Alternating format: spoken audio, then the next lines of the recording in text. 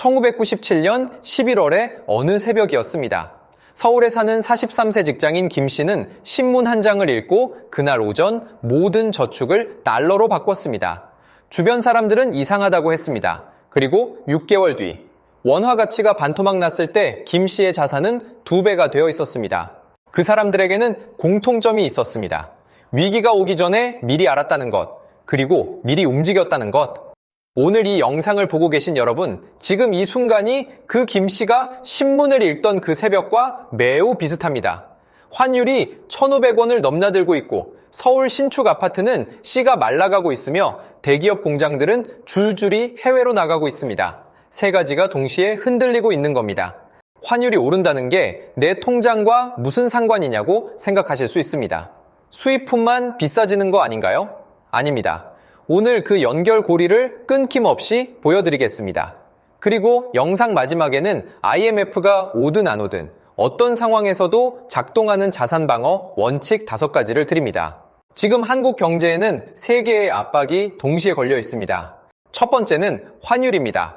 2026년 3월 현재 원달러 환율은 1,480원에서 1,520원 사이를 오가고 있습니다. 2년 전만 해도 1,300원대였으니까 그 시절과 비교하면 지금 여러분이 가진 1,000만 원의 실질 구매력은 100만 원 이상 줄어들었다고 보면 됩니다. 해외여행 한 번 가보려 하면 왜 이렇게 비싸졌냐고 느끼시죠? 그게 환율입니다. 두 번째는 부동산 공급 절벽입니다. 2026년 서울 신축 아파트 입주 물량이 전년 대비 약 48% 줄어듭니다. 거의 절반으로 떨어지는 겁니다.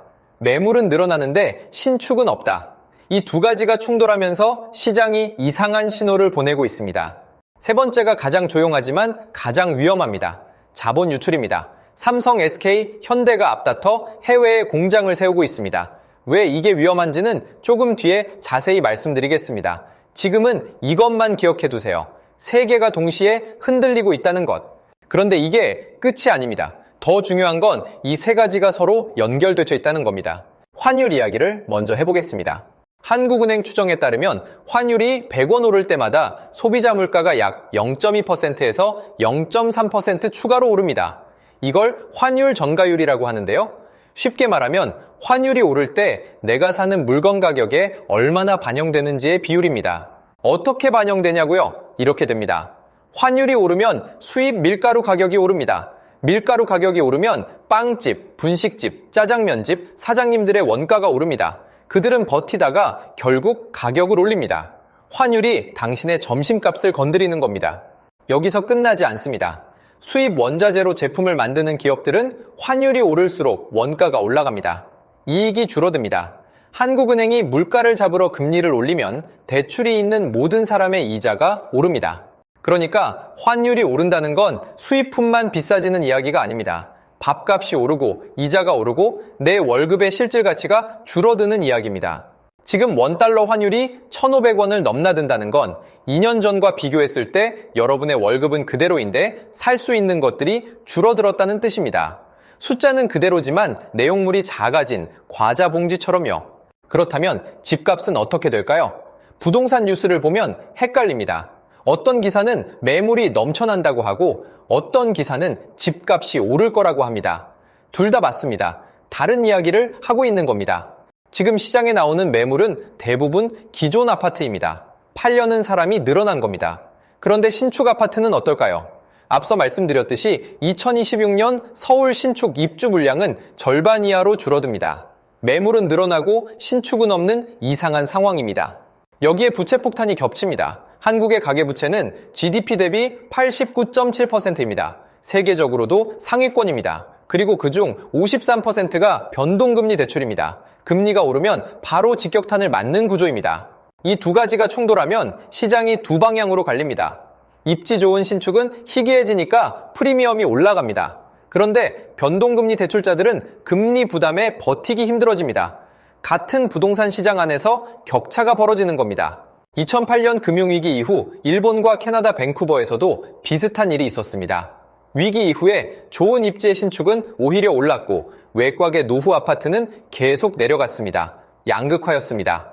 내 대출이 변동금리냐, 고정금리냐, 내가 보유하거나 매입을 고려하는 아파트의 입지가 어디냐, 이 두 가지가 지금 판단 기준입니다. 자, 이제 가장 조용하고 가장 위험한 신호를 말씀드릴 차례입니다. 바로 자본이 먼저 떠나고 있다는 겁니다. 삼성전자가 텍사스에 반도체 공장을 짓고 있습니다. SK하이닉스는 인디애나에 HBM 메모리 공장을 건설 중입니다.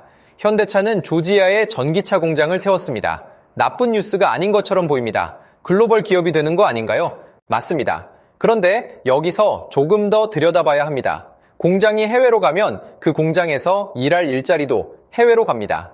일자리가 줄면 국내 소득이 줄고 세금이 줄고 결국 정부 예산이 줄어듭니다. 복지 예산도 줄고 인프라 투자도 줄고 지방 도시들이 텅 빕니다. 이건 우리가 당장 느끼는 변화가 아닙니다. 5년, 10년 뒤에 체감합니다.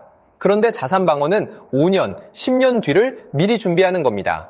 2001년 아르헨티나 외환위기 당시 달러화 예금을 갖고 있던 사람들은 자산을 지켰습니다.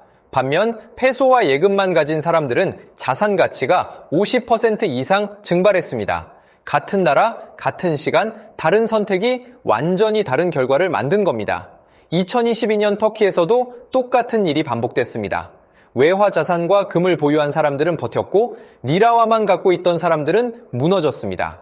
이제 실전 이야기로 넘어가겠습니다. 1997년에 자산을 지킨 사람들, 2008년 금융위기에서 오히려 기회를 잡은 사람들에게는 공통된 원칙이 있었습니다. 거창한 게 아닙니다. 지금 당장 실행할 수 있는 5가지입니다. 첫 번째 원칙, 달러 자산 30% 분산입니다. 비가 올 때를 대비해 우산을 미리 사는 것. 우산 가격은 맑은 날이 가장 쌉니다. 원화 약세가 이미 진행 중인 지금 달러 자산을 가져가면 2가지 효과가 있습니다. 환율이 더 오르면 환차익이 생기고 설령 환율이 안정돼도 달러로 매긴 자산의 가치는 그대로입니다. 달러 ETF나 달러 예금 혹은 미국 주식이 모두 해당됩니다.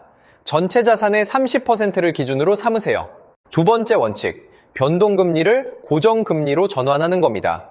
지금 변동금리 대출을 갖고 계신 분들은 금리가 오를 때마다 이자가 올라갑니다. 반면 고정금리로 전환하면 처음 정한 이자율이 끝까지 유지됩니다. 전환할 때 비용이 들 수 있습니다. 그런데 금리가 오르는 국면에서 변동금리를 유지하는 건 맑은 날 우산 없이 다니다가 비 맞는 것과 같습니다.